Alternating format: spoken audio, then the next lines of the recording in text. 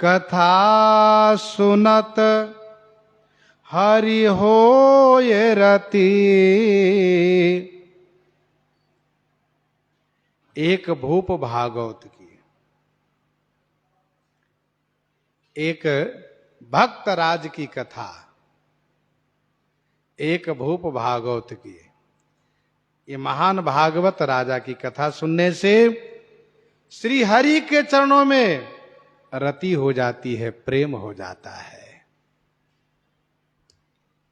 तिलक दाम धरि कोई ताहि गुरु गोविंद जानै। तिलक दाम धरि कोई। ये वेशनिष्ठ राजा हैं। वैष्णव वेश के प्रति इनकी अपार निष्ठा है। जैसे हंस भक्त की निष्ठा थी वैष्णव वेश पर। तिलक धाम धरि कोई ताहि गुरु गोविंद जानै। तिलक और दाम माने माला धारण करे कोई भी आ जाए, उनको गुरु गोविंद के समान सम्मान करते हैं। खट दर्शनीय भाव सर्वथा घट करि मानै। जो खट दर्शनीय है, खट शास्त्र के विद्वान हैं, उनके प्रति प्रेम का अभाव रखते हैं राजा। सर्वथा घट करि मानै। सर्वथा माने हमेशा, घट करि माने कुछ कम करके मानते हैं उनको। 6 शास्त्र का विद्वान है तो ठीक है, लेकिन वह भक्त नहीं है, इसलिए उनके प्रति वह भाव नहीं करते हैं जो वैष्णव के प्रति इनका भाव होता है। खट दर्शन है न्याय, वैशेषिक, सांख्य, वेदांत, मीमांसा और योग। माला तिलक संचिन्ह संयुक्तो यह प्रदृश्यते। चांडालोपि महीपाल पूजनीयो न संशयः। तिलक माला से युक्त यदि चांडाल भी है तो वह राजा से पूजित है। भाड़ भक्त को बेसहा सहित भड़कुट ल्याए। भाड़, वह जो भाड़ है विदूषक। भक्त को वेश, भक्त का वेश बनाया क्यों? राजा की हंसी कराने के लिए।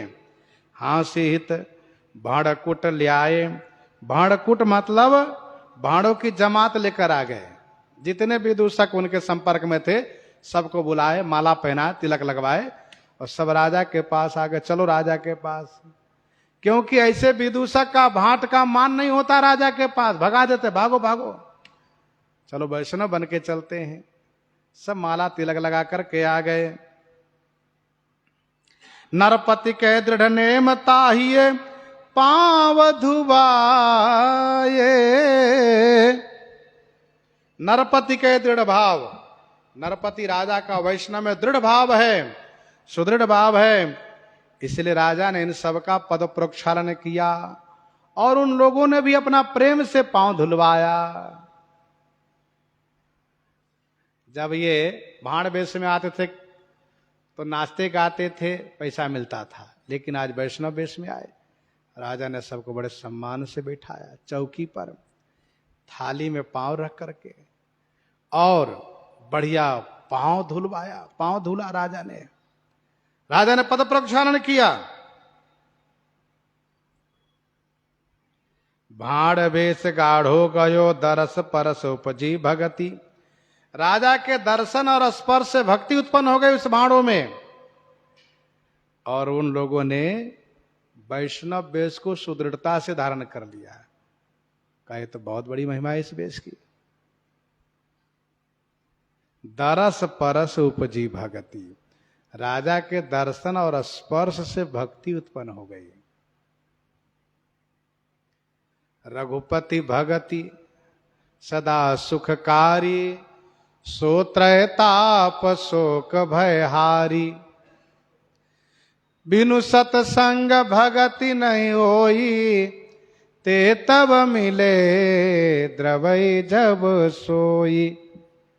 जब द्रवै दीन दयालु राघव साधु संगति पाइये, जहि दरस परस समागमादिक पाप राशि नसाइये।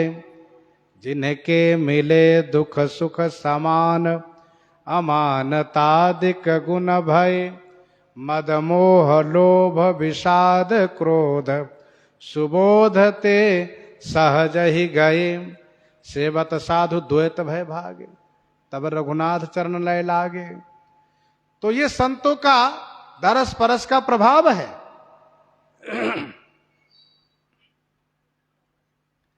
राजा भक्त राज डोम भाड़ को न काज होए, भोए गई या को धन हरि को न दीजिए।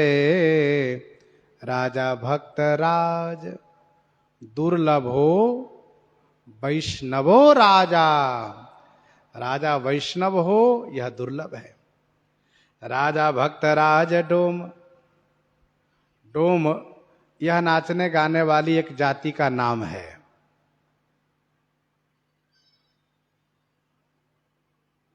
राजा भक्त राज डोम भाड़, भाड़ माने विदूषक, कौन काज होए। वैसे राजा के दरबार में नाचने गाने वाले बंदी भाट तथा विदूषक का सम्मान होता है। जस गाते हैं, गुण गाते हैं, नाचते हैं तो राजा की ओर से पुरस्कार मिलता है। लेकिन उन्होंने सबको परित्याग कर दिया, भगा दिया। भो गई भोए गई या को, राजा के मन में यह बात आ गई, धन हरि को न दीजिए, यह धन हरि की है, इसलिए हरिजन की सेवा में धन लगाएंगे, इन नाचने गानों वालों को नहीं देंगे, संत सेवा करेंगे।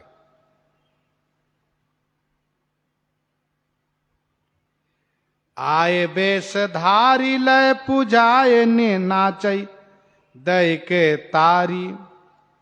आए बेसधारी, वे सब बहुरूपिया लोग, विदूषक लोग, भाट लोग, ये सब कथक लोग आए वैष्णव वेश बनाकर। आए वेशधारी, राजा तो समझ गए ये तो वही लोग हैं।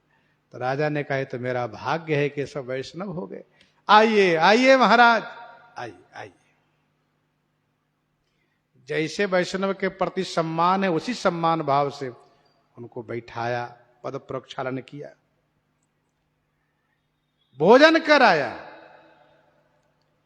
तो जब पूजन कराया, बढ़िया सम्मान किया, तो उन लोगों की एक प्रकृति है नाचने गाने की।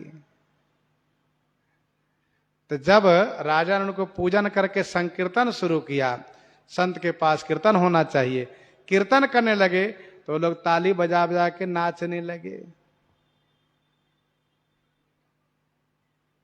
नाचे दय के तारी, निरपति निहारी कहियो निहाल कीजिए।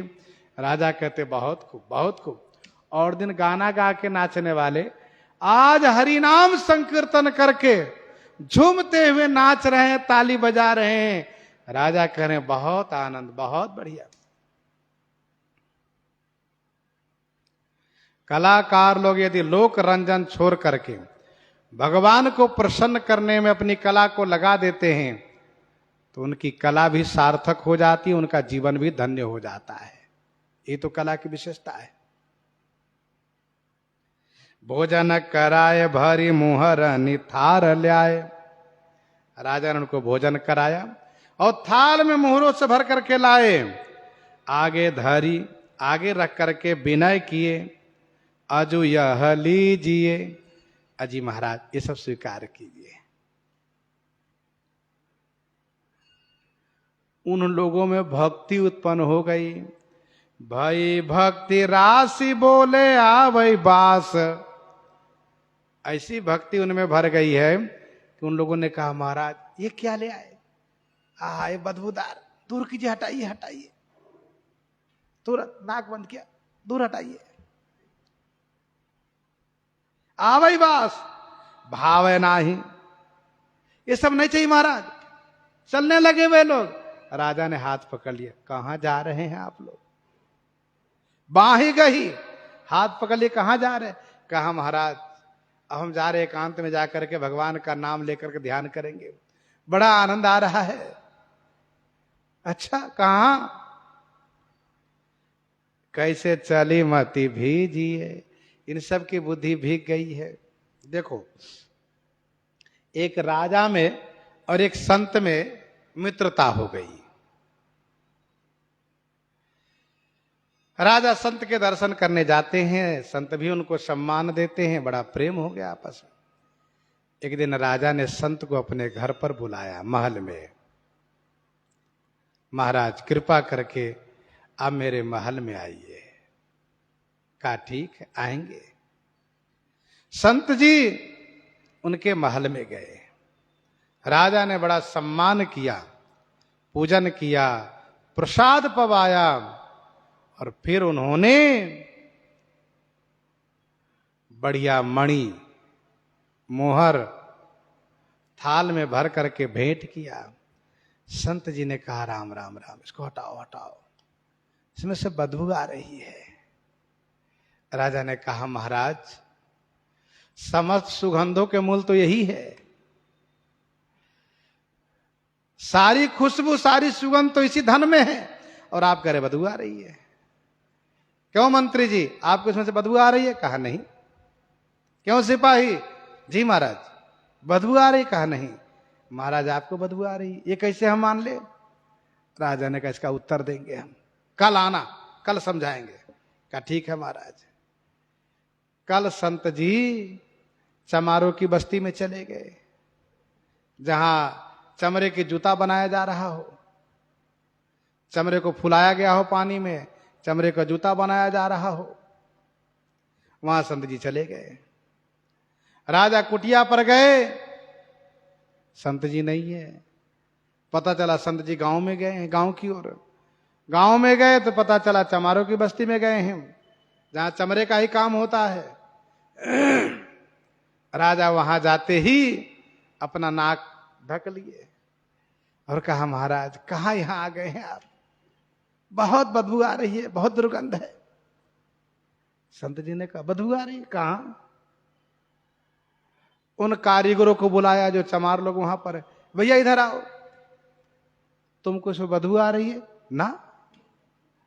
ए भाई इधर से आप आओ। ऐसे 4-6 लोग बुलाया, बदबू आ रही? कहा ना राजन, यहां तो किसी को बदबू नहीं आ रही है, इसी में साथ रहते हैं, यही काम करते हैं, सोते हैं, खाते हैं, जगते हैं, सारा क्रियाकलाप इन्हीं के साथ यही रहते हैं, सब इनकी बस्ती है। तो राजा ने कहा इन लोगों का चाम का काम है, इसीलिए इन लोगों को बदबू नहीं आती है। संत जी ने कहा राजन, वैसे ही तुम धन को आय व्यय में लगे रहते हो, तुमको तुम्हारे कर्मचारियों को बदबू नहीं आती है, और मुझे बदबू आ रही थी। जैसे तुम्हें यहां पर बदबू आ रही है, लेकिन इन लोगों को बदबू नहीं आ रही है। कहा धन्य हो महाराज। कहने का भाव यह है कि जो मोहि राम लाग तो मीठो, तो नवरस खटरस रस अनरस हो जा तो सब सीठो। तो इस प्रकार से राजा के स्पर्श के प्रभाव से वह भाड़ लोग भी भक्त हो गए, भक्ति में लीन हो गए।